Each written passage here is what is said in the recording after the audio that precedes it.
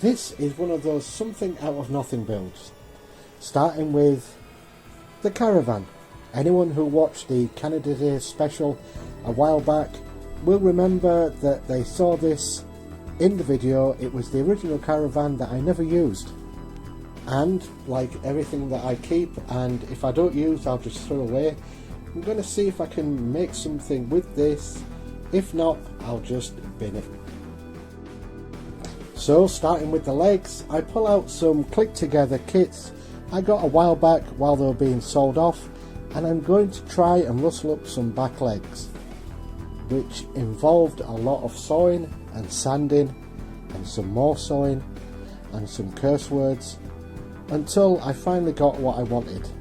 And to cover the holes, which were the bits that clicked into each other, I just used some thin styrene sheet, glued it on to where I needed it to be, and then just trimmed it all down.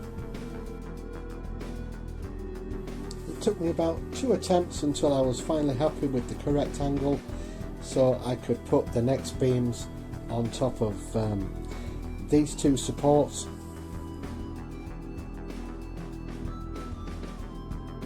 I got about 3 sets of these, and they were originally around €20 a box, and I got them for, I think they were either €3 or €5 each box, and you could make 3 different vehicles out of them. I think 2 of the boxes were motorbikes that you could change into a motorbike with a sidecar, and the other one was like a car that you could change it into a boat or a helicopter.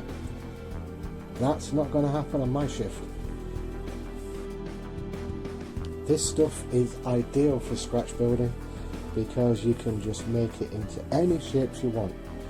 Anyway, I needed a connector so that both legs could fit together, so use what I had in the bag, which these looked like they were handles for the side of, it was either the bike or the car, so I just glued all these together, then put some styrene over the sides and the back and front of it, and then cut a little bit out so that I could actually connect the legs to the handles. And if you understood all that, you're a better man than me. Basically, I just made a hole in the styrene so then I could push the legs through and it would be sturdy.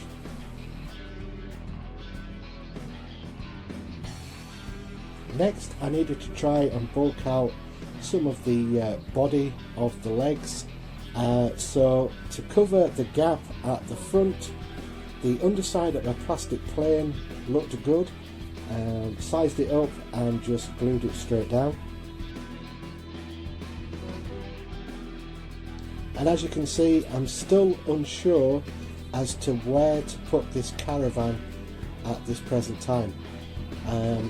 I didn't know if it was going to sit on the back, if it was going to sit on the front, and then I found some small little MDF boxes that I'd not used for a project, and that's when I realised that it would look better at the top if I put these boxes in the back. And then suddenly when I put these boxes in the back of the build, I realised I'd made some kind of cargo robot or cargo drone, and then the build sort of took a life of its own and there wasn't much else to do to it. So then I'm thinking, okay, so if it's a cargo drone, why would there be a man on board? But then I'm thinking, if it's a cargo robot, why would a man be on board?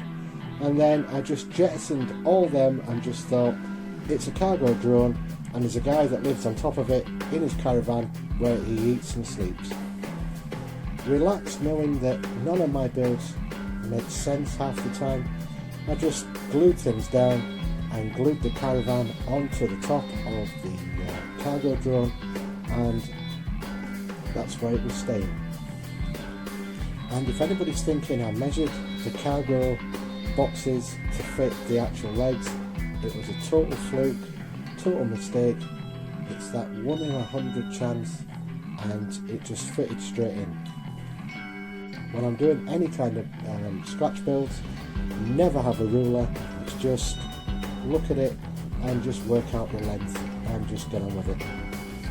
Because I wanted this cargo drone to be freestanding, I broke out some insides of some spray bottles and just repurposed them into a new life as 2 front feet. As you can see, they were resistant to their new life being 2 front feet for a while, until copious amounts of super glue and spray adhesive and activator finally made them realise I was the winner, not them.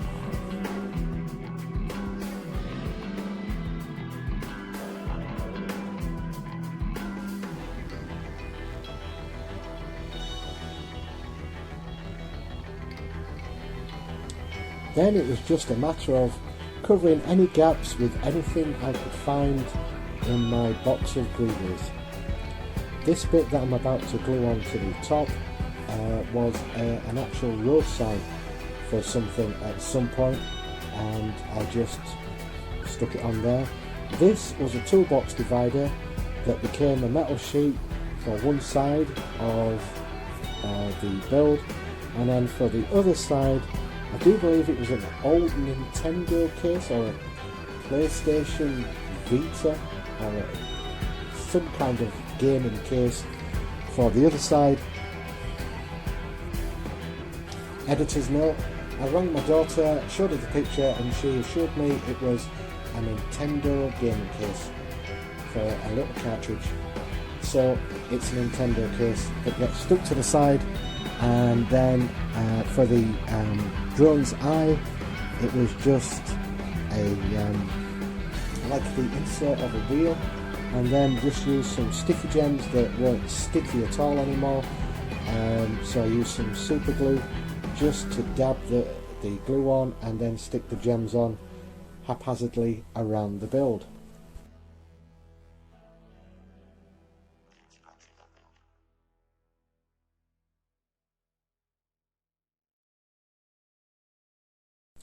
Then I cut up various sizes of Q-tips just to make it look like there was piping going around the build, and also used tiny squares of styrene just to give it some little bit more of panelling and points of interest around the build.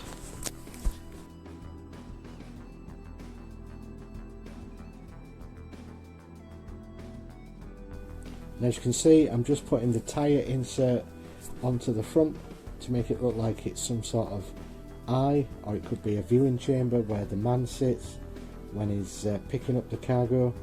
Who knows? Who cares? And that was pretty much it for the build for the cargo drone.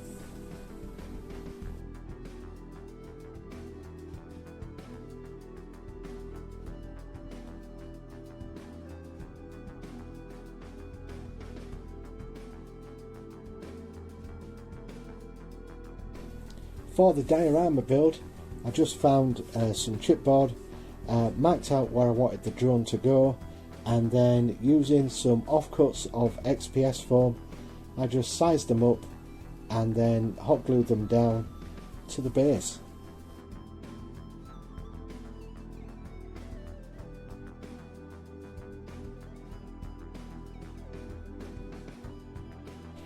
As I was gluing the XPS down, I realised I should have cut or carved rocks into it, so I had to use a hot iron to carve the shapes to make them look like rocks. Now, use a well ventilated area, wear a mask because those fumes are nasty, and just don't forget which way you hold the hot iron, because man, my iron was hot and it was at the lowest setting.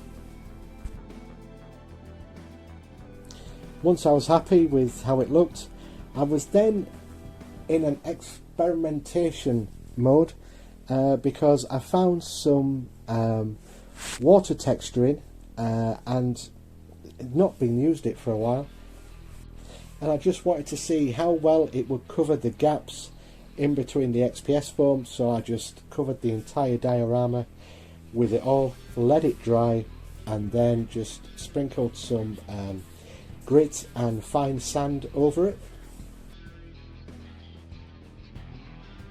Then, because I envisioned the cargo drone would be in somewhere sort of hot like a desert, I just painted everything, I think it was like a khaki tan sort of leathery colour, to just give it that sort of desert look. And that's it, time for the glamour shots. Thanks for watching, see you all soon, keep scratching that build everybody.